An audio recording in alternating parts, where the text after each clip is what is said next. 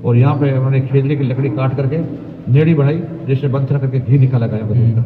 वो आज भी देशनोक नेड़ी मंदिर में आज भी वो खेजड़ी मौजूद है अभी भी। माता जी का एक बेटा था जिसका नाम था, वो कोलाइत नहाने के लिए गया, कार्तिक पूर्णिमा में नहाने के लिए गया था, वो डूब के वहाँ पानी में खत्म हो गया। लखन जी की विशेष पत्नी वो करुणा पुकार की माता जी को बोले, आप घर का पुत्र तो मरा पड़ा है, आप पर्चा दे रहे हैं दूसरों को। पूजन करने पर माता जी रात को 12 बजे जाके ऐसे धर्मराज का गेट खटखटाया इस तरह से।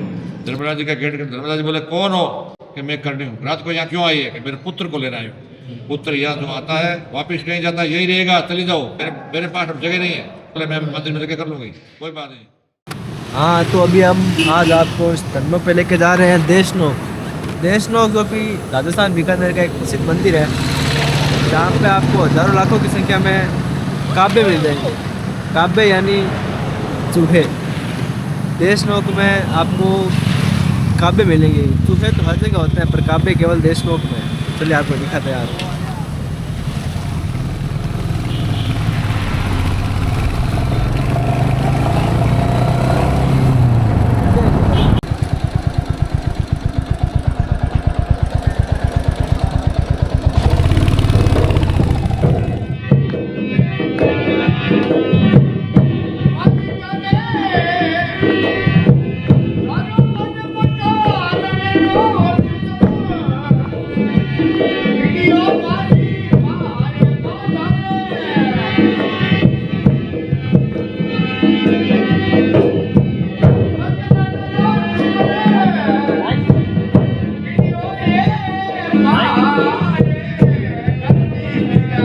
पिता का नाम विनोदी कीनिया था, उनके घर का जन्म हुआ। ये छोटी बचपन में ही माता जी की सेवा करनी शुरू कर दी और माता की सातों शक्तियों की सेवा करती बचपन से। फिर बड़ी हुई तो इन्होंने पर्चा भी देना शुरू कर दिया। बुआ का पहला पर्चा बुआ को दिया उसने, तो उनका हाथ ऐसे क्यों ले गया, पहला पर्चा बुआ को दिया उन्होंने। इसके बाद में माता जी ने बीकानेर जिला में, पहला बीकानेर था नहीं है, जिला कुगल के राजा के अधीन था, पूरी राजधानी है। तो कुगल के महाराजा शेख राव शेखा, राव शेखा जी की ये पूरी यहाँ पर जगह थी, पूरी एक गोत्र भूमि थी, शेखो जी के अंडर में थी। तो माता जी अकाल पड़ने के कारण माता जी अपनी गायों को लेकर के साठी का नाम गांव था, वहाँ पर इनका शादी हुई थी माता जी की। साठी कैसे अपनी गायें लेकर माता जी अकाल पड़ने के कारण यहाँ आ गई देशनोक में। देशनोक पहले गाँव नहीं था, जंगल था, ये राव खाना का जोड़ था पहले यहाँ। पहले यहाँ आई माता, फिर माता यहाँ पे रुकी। यहाँ आकर ये नेड़ी जी स्थान है, मंदिर है, गांव से 1.5 किलोमीटर दूर पड़ता है देशनोक से। वहाँ पे माता रह करके गया रोकी अपनी, और यहाँ पे उन्होंने खेजड़ी की लकड़ी काट करके नेड़ी बनाई, जिससे बंथर करके घी निकाला गया दूध का। दही जमा था ना, उसका घी निकाला। वो आज भी देशनोक नेड़ी मंदिर में आज भी वो खेजड़ी मौजूद है अभी भी। नेड़ी वाला मंदिर में माता की सेवा थी, यहीं रुकी। पीछे गुफा थी, गुफा में माता ने अपना भजन कीर्तन पाठ किया था, माला फेरी जप किया। पीछे गुफा में बैठ के शिव जी की पूजा भी करती माता। फिर माता यहाँ काफ़ी एजेड हो गए, तो बीकानेर के महाराजा बीको जी का पोता था गंगा सिंह जी, वो यहाँ आए दर्शन करने के लिए। माता जी से प्रार्थना की कि आप अकेले हो, काफ़ी दूर पड़ते हैं आपके बेटे पोते, आप थोड़ा उधर वहीं नज़दीक चल पड़ो। तो माता जी ने कहा भाई मेरा वहाँ स्थान नहीं है, मंदिर नहीं है। तो गंगा सिंह जी बोले मैं मंदिर बना दूंगा वहाँ। तो बीकानेर में गाँव के अंदर मंदिर है, वो महाराजा गंगा सिंह जी बना के दिए। फिर माता जी अपने हाथ से जैसलमेर से बड़े बड़े पत्थर जो क्रेन उठा सकती है, ऐसे पत्थर माता ने अपने बल के तप के हिसाब से यहाँ देशनोक ले आए। वो देशनोक मंदिर है, देशनोक मंदिर का निजबंदी का गुंबर है, उसके अंदर चारों तरफ पत्थर लगे हुए हैं, बड़े बड़े पीले पत्थर हैं। मैंने एक बार पूजा की, देखे मैंने। फिर ऊपर जाल की पेटी दे रखी है, लाल नीचे कपड़ा लगा रखा है। फिर उसके चारों तरफ बाहर मंदिर के निर्माण गंगा सिंह जी ने कराया, वो भी निर्माण काम चल भी रहा है। पहले गंगा सिंह जी ने पहले कराया था, थोड़ा बहुत जीर्णशीर्ण होने से अभी वापस दोबारा काम चल रहा है, रिपेयरिंग हो रही है उसका। तो माता जी वहाँ पे रुकी। माता जी को जैसलमेर महाराजा ने इनको अपने वहाँ बुलाया। जैसलमेर महाराजा के क्या पीछे, पीठ के पीछे कोई एक बड़ी गांठ हो गई थी, तो वो ठीक नहीं हुई। तो किसी ने कहा वो काट दी थी, बोले कोई माता जी आवे तो ये आपकी गांठ ठीक हो जाएगी। वो पुराने टाइम अजीत बोलते हैं, वो कैंसर टाइप थी। तो माता जी का निमंत्रण किया, आप पधारो। माता जी गई, वहाँ गांठ पर हाथ फेर के एकदम ठीक कर दिया। बात वो जैसलमेर महाराजा के पीछे वो अदीट था ना, गांठ वो ठीक हो गई। फिर वहाँ से वो चल दिए माता जी, रवाना हो। उनका शारंग नाम का विष्णु था, रथ में बैठ कर रवाना हो गए वापिस अपनी राजधानी की सीमा तक। उन्होंने जैसलमेर महाराजा उनको वापस विदा किया। फिर आते वक्त यहाँ बीकानेर जिले में कुलैत के पास एक गढ़ियाला नाम गाँव पड़ता है। गढ़ियाला के पास आते ही यहाँ पे माता जी अपना बड़ा पुत्र था पूना, उससे बोला भाई पूना प्यास लगी, पानी लाओ। वो पानी लाने के लिए थोड़ा दूर गया, पानी लाने के लिए। तो माता जी पीछे से अपना वो सारथी था, शारंग नाम विष्णु, उसके बोला कोई जारी में पानी जल है रे। वो बोला जारी में जल है भाई साहब। बोला मेरे पर थोड़ा जल डाल। जो जल डालते माता जी वहाँ से अलोप हो गए, दिखाई नहीं। फिर वहाँ उस जगह पे फूलों की बरसात हुई, इतनी बरसात हुई जैसे अभी मंदिर का निज मंदिर का ऊपर वो गुमटी है, गुमटी तक फूलों का ढेर हो गया, इतना ढेर हो गया। फिर वापस वो पूना, उनका माता जी का लड़का, बड़ा वाला लड़का आया था। आकर के वो बोला कि मम्मी हमारी माँ कहाँ है।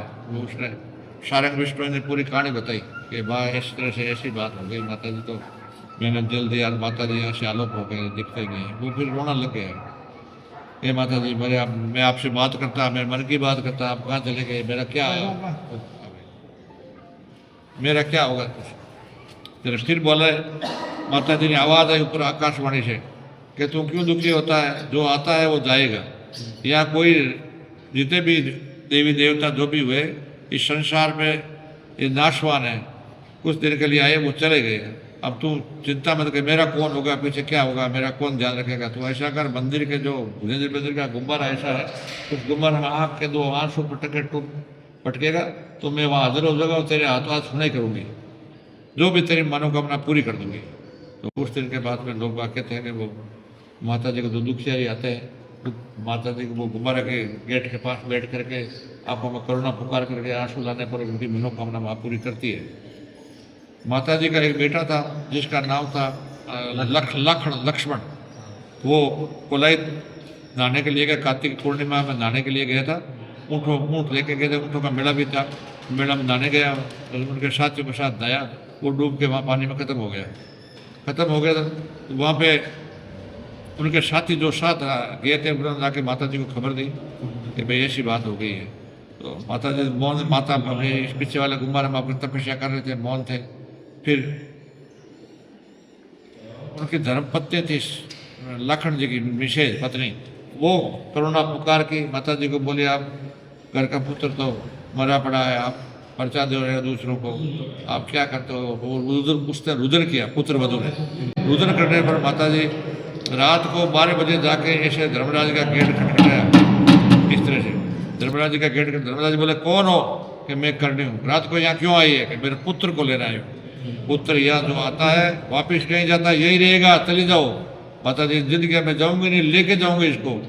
तो वहाँ पे सारे देवता इकट्ठे हो गए, ब्रह्मा जी विष्णु वगैरह सब इकट्ठे हो गए। वो बोले कि इतना जिद करता है इसको दे दे। बोलते मेरे पास अब जगह नहीं है, मेरे पास जगह नहीं, ले जा तेरे पुत्र को। माता जी बोले मैं मंदिर में जगह कर लूँगी, कोई बात नहीं। तो उस दिन के बाद में लोग बात कहते हैं, किताबों का वर्णन लिखा हुआ है कि माता का वंश का जो एक्सपायर होता है, मरता है, मरने के बाद में मंदिर में चूहा बन के रहता है। जो जिसने अच्छी भक्ति की है, माता का जो बेटा था अच्छी भक्ति की है, वो सफ़ेद वाइट चूहा बन के रहता है, लोग उसके दर्शन करते हैं। बाकी बोले काले वाले चूहे रहते हैं। इन चूहों की भी सीमा होती है। वो कई माता जी की मूर्ति के पास रहते हैं, कई वो कड़ाव आगे माँ प्रसाद वाले कड़ाव के पास रहते हैं, कई बाथरूम में रहते हैं, वहीं रहते हैं। तो अपनी जैसी करनी होती है वैसी करनी अनुसार चूहे बांधते हैं माता जी। काबे, उनको काबे बोलते हैं चूहों को। माता ने अपना काबा के रखा है, हमारा काबा ही है, हमारे पेटे पोते हैं। तो इस तरह का माता जी का जय श्री ओम श्री करनी, जय श्री माता की। छोटे खाने पर माता जी के 2-4 दिन करते रहो। या अपने म्यूजियम बना हुआ है, म्यूजियम में से चित्र वर्णन है सारा, उसमें आप देखो, आपको पता चलेगा। अभी मैं नेड़ी जी मंदिर से निकल गया हूँ और आपको लेके जा रहा हूँ कन्या माता म्यूजियम पे, जहाँ पे काफ़ी सारे पर्चे जो है वो कला के थ्रू, मूर्तियों के थ्रू, पेंटिंग के थ्रू दिखाए हुए हैं। लोग आए होंगे बाहर से देखने के लिए। नेड़ी जी मंदिर से लगभग 15-20 कदम पे ही है म्यूजियम। तो आप देशनों का हो तो नेड़ी जी मंदिर और म्यूजियम देखने ज़रूर हो। तो ये मुख्य बातें हमको महाराज ने बताई, और भी बहुत पर्चे हैं, बहुत बड़ी कथा है करनी माता की। अगर मैं बताने लगूँ तो बहुत टाइम लग जाएगा। तो आपको अगर कुछ पूछना हो या आप कुछ बताना हो इनके बारे में तो आप कमेंट में बता सकते हैं, और आपको वीडियो कैसी लगी वो भी कमेंट में ज़रूर बताना। और बीकानेर राजस्थान के ऐसे ही और ब्लॉग्स देखने के लिए, लोक देवताओं की कहानी देखने के लिए सब्सक्राइब करो, लाइक करो और इन वीडियो को शेयर करो, ताकि मैं मोटिवेट होकर और ऐसे वीडियोस ला पाऊँ, अपने लोक देवता के बारे में बता पाऊँ।